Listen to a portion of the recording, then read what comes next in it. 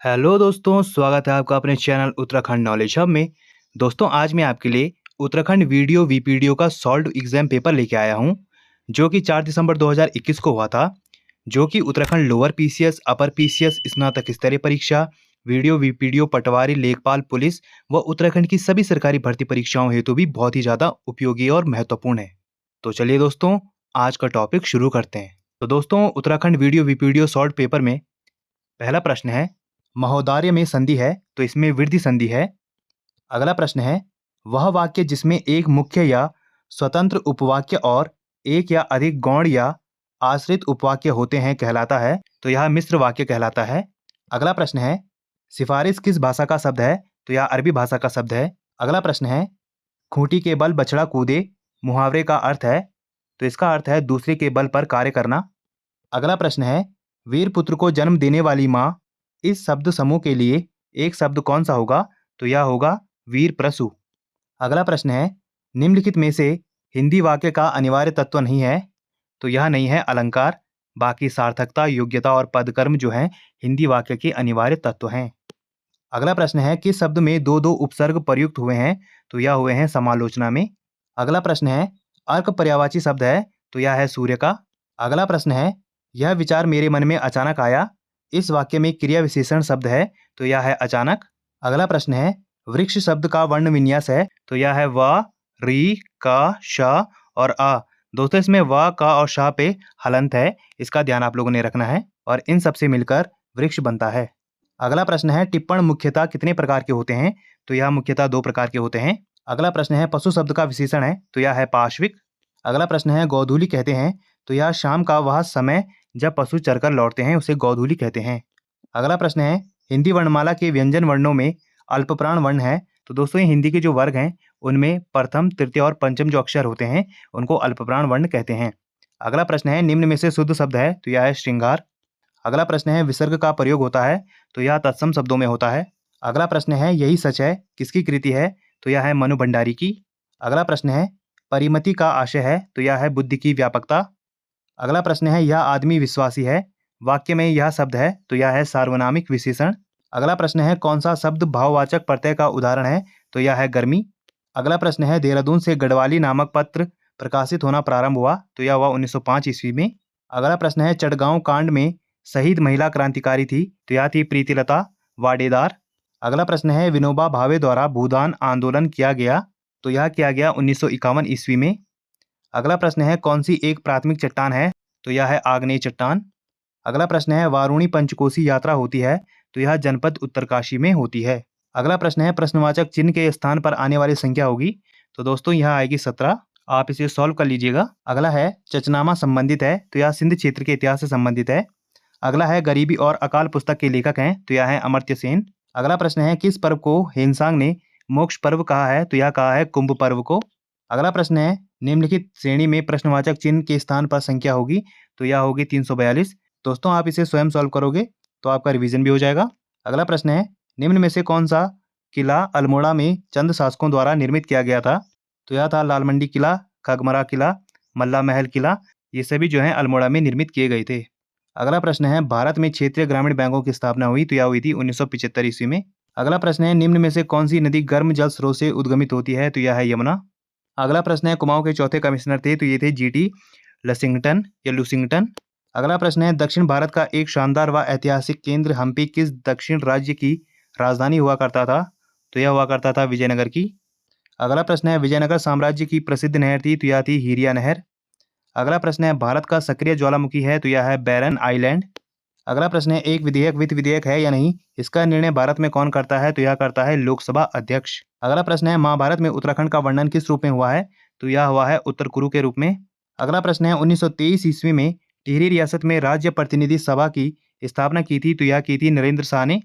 अगला प्रश्न है, अक्टूबर 2007 ईस्वी से जून 2009 ईस्वी तक उत्तराखंड राज्य के राज्यपाल थे, तो ये थे BL जोशी। तो दोस्तों, अब ये रीजनिंग का क्वेश्चन है, इसे आप सॉल्व करोगे, कोडिंग डिकोडिंग वाला है।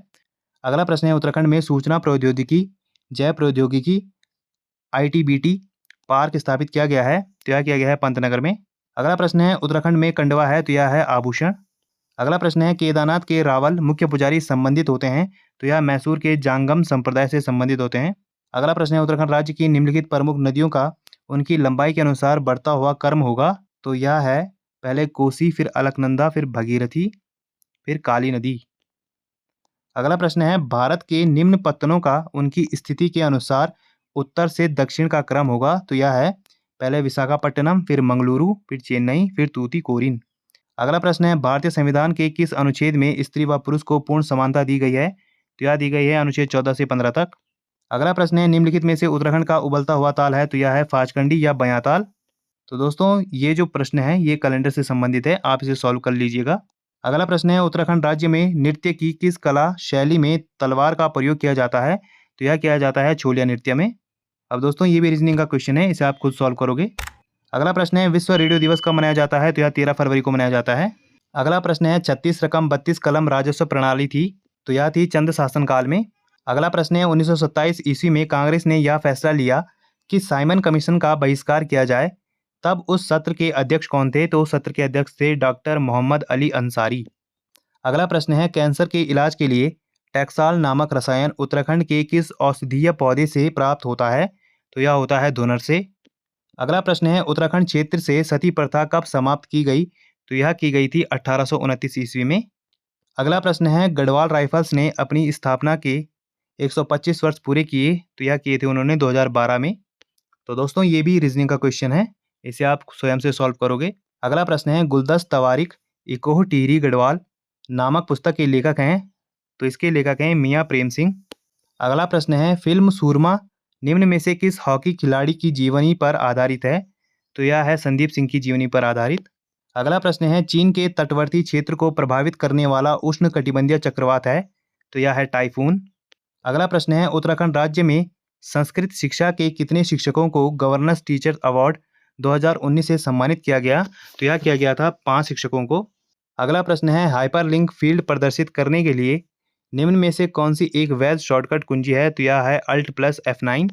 दोस्तों ये प्रश्न जो है रीजनिंग से संबंधित है और ये प्रतिबिंब वाला है, मिरर वाला, तो आप इसे स्वयं सॉल्व करोगे। अगला प्रश्न है नैनीताल जनपद को 2 जनपदों में विभक्त किया गया। तो यह किया गया था सन 1995 ईस्वी में। अगला प्रश्न है कौन सा नाटक राजा रुद्रचंद्र द्वारा रचित है। तो यह है उषा रागोदय।